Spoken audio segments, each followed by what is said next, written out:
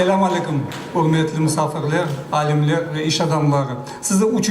Ziyalar iftar akşamında selamlamakla şeref duyan, geldiğiniz için sağ olunuz. Geç kalıp başladık. Afsus ki her zamanki bu ola, öğrenemedik de bu Alman kuralına, vaktinde bir şey başlamaya, öğreneceğimiz ona da. O yüzden ben kısa yapmaya çalışacağım. Birinciden bizim mefküremiz, bu aytılgan idi. Biz ilim adamlarıyla iş adamlarını birleştirmeye çalışamız. Neticede ziyalı, yüksek mefküreli bir bala doğacak, yeni nesil doğacak. Bu pek emniyetli. Biz geçken konuşmalarımızda daha çok ziyalılarımıza anlattık. Nasıl yaşamamız gerek.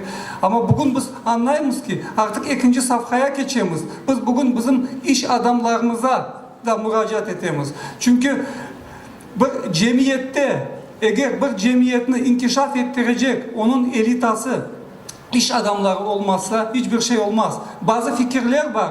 İşte bu devletin işi, devletin işini iş adamlarının üzerine yüklüyorsunuz. Öyle değil.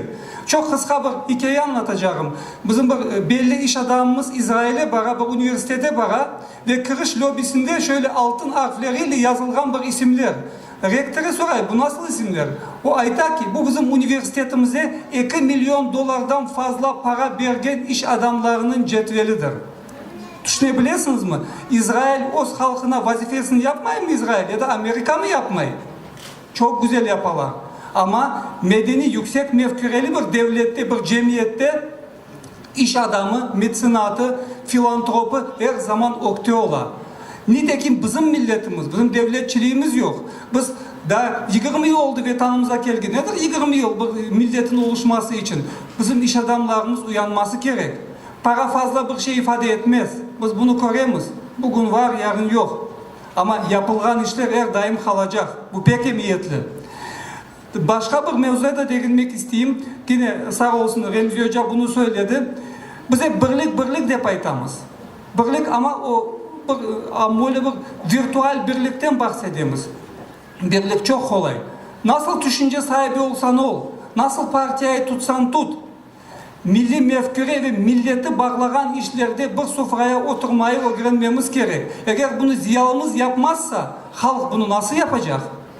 Bazı vakit aslında bizim halkımız ziyalılardan da belki daha uzun konuşlu ola ve oturup toylarda, cenazilerde otura toplana ama biz bunu yapmamız gerek. Biz akıllarımızı siyasetke kiraga vermeye gerek mi? Siyaset siyasettir. Biz her zaman o işimizi yapmamız gerek. Aytalar ki şimdi zor vakit bir şey yapılmaz. 250 yıldan beri ne vakit kolay vakit oldu ki? Ne vakit yapacağımız o zaman? Gazparalı vakti mi kolaydı? Çilibicihan vakti mi kolaydı? Mandelstam vakti mi kolaydı? Hangi vakit kolaydı? Kolay vakit yok. O yüzden zaman bu zaman biz bu işleri yapmak zorundayız. Pek kısa geçelim. Pek kısa biz biliyorsunuz bir gaye ile çıktık. 2015 senesinde bir gaye ile çıktık ve vakfı kurduk. Vakfımızın şu anda idari kengeş başkanı Remzi Devletov, Profesör Remzi Devletov, 3 azası var Muhammed Ali Süleymanov, Uriye Kadirova, Osman Ahmetov. Ondan sonra revizorumuz Seyit Ablayev Refat Yusufoviç, mütevelli heyette Попечительский Sovet. Onun başkanı Umerov Edem Serveroviç, ondan da tanışacaksınız. Kurseyitov Nariman Seyit Hasanoviç, Salarov Rustem Ralifoviç.